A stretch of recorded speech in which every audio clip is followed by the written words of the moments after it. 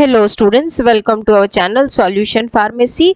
तो जैसा आप जानते हैं हम लोग मेडिसिनल केमिस्ट्री का यूनिट 4 कर रहे थे, उसमें से हम स्टेरॉइड्स पढ़ रहे थे।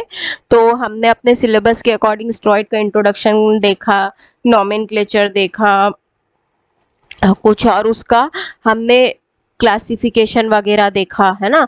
तो अभी हम लोग थोड़ा और इंटेंस एक उसका क्लासिफिकेशन सिस्टम समझते हैं। इसके पहले वाले वीडियो में जो हमने क्लासिफिकेशन सिस्टम समझा था, जो जूस्टेरॉल था, फाइटोस्टेरॉल्स था, वो हमारा स्टेरॉइड्स के ओरिजिन पर बेस्ड था।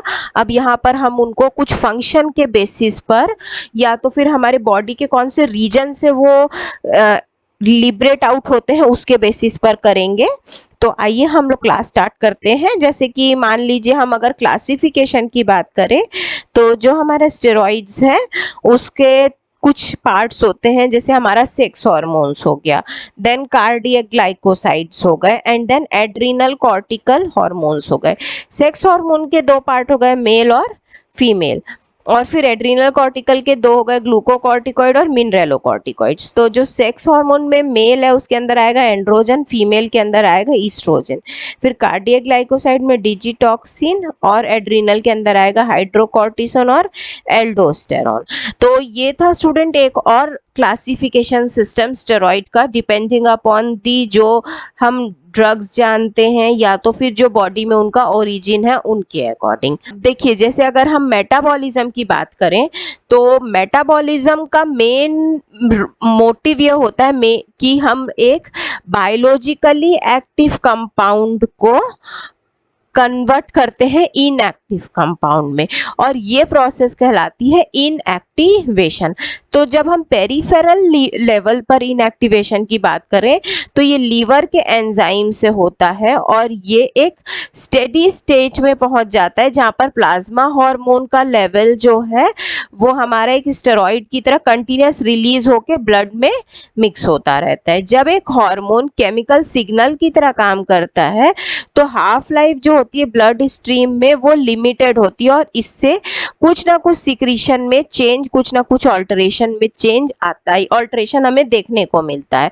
ये ऑल्टरेशन हमें देखने कहाँ मिलेगा, तो ये हमें प्लाज्मा के कॉन्सेंट्रेशन में देखने को मिल सकता है। प्लाज्मा का जो कॉन्सेंट्रेशन है और वो चेंज होता है, और साथ में जो सिक्रीशन रेट है वो भी रिड्यूस हो जाता है। और हार्मोन्स का जो इनएक्टिवेशन है वो भी हमें नोटिस होता है हमारे टारगेट टिश्यूज में। तो जो मेटाबॉलिज्म है वो मेन टारगेट साइट होता है पेरिफेरल स्टेरॉइड इनएक्टिवेशन का और कैटाबॉलिज्म का। लीवर के बाद जो सेकेंडरी साइट है दैट इज किडनी।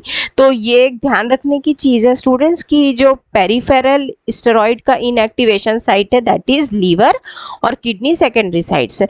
और जनरली जो इनएक्टिव हार्मोन्स हैं वो हमारा यूरिन के थ्रू एलिमिनेट हो जाते हैं, बट वो कॉन्जुगेट मेटाबोलाइट्स के फॉर्म पे होते हैं। और स्टेरॉइड्स जो होते हैं वो ह्यूमन बॉडी से एलिमिनेट होते हैं, और इस प्रकार के एलिमिनेशन में हमारा मेन टारगेट होता है हाइड्रोफिलिक कंपाउंड में कन्वर्ट करना, और ये उनकी सॉल्युबिलिटी और बायोलॉजिकल फ्लूइड्स को कंफर्म करते हैं इन द हाई कॉन्सेंट्रेशन। और ये रिएक्शन जो होते हैं वो स्टेरॉइड के स्ट्रक्चर पर डिपेंड होते हैं। जैसे कि फर्स्ट हो गया हमारा रिडक्शन। अगर हमारे कार्बन नंबर 4 पर डबल बॉन्ड प्रेजेंट है तो वहाँ रिडक्शन हो सकता है। अगर कार्बन नंबर 3 पर हमारा ऑक्सोकीटोन यानी कि ये 3 वाला कार्बन हुआ उससे इस प्रकार से डबल बॉन्ड O प्रेजेंट है तो फिर भी हमारा रिडक्शन हो सकता है, और इस रिडक्शन से हमको अल्कोहल मिल सकता है। फिर ऑक्सो ग्रुप अगर C20 पर प्रेजेंट है तो फिर से हम रिडक्शन देख सकते हैं। 17 बीटा पोजीशन पर हम ऑक्सीडेशन देख सकते हैं, और डिफरेंट पोजीशंस पर हमारा जो है वो हाइड्रोक्सिलेशन देखने को मिलता है। इसके बाद सल्फेट्स और ग्लूकोरनाइड्स का कॉन्जुगेशन भी हमको देखने के लिए मिल जाता है। नेक्स्ट अगर हम स्टूडेंट्स इसके मैकेनिज्म की बात करें तो देखिए हमारे जो भी स्टेरॉइड्स या स्टेरॉइडल ड्रग्स होते हैं उनका मेन मैकेनिज्म ये होता है कि ये जीन एक्सप्रेशन को रेगुलेट कर सके।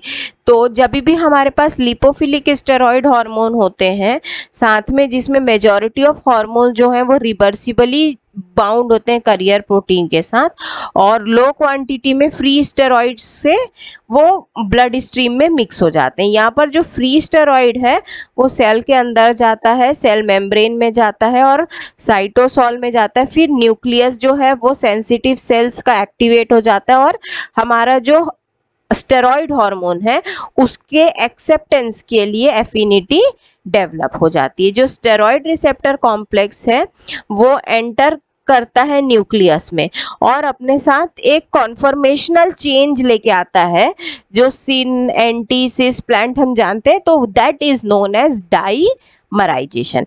यहाँ पर एक एक्टिव कॉम्प्लेक्स बनता है और वो अलाउ करता है एक्टिव कॉम्प्लेक्स का इंटरेक्शन डीएनए के साथ में। जैसे डीएनए के साथ में इंटरेक्शन होता है तो हार्मोन जो है वो अपना रेस्पॉन्स दे। इस केस में ये हार्मोन का रिस्पॉन्स कहलाता है हार्मोन रेस्पॉन्सिव एलिमेंट्स।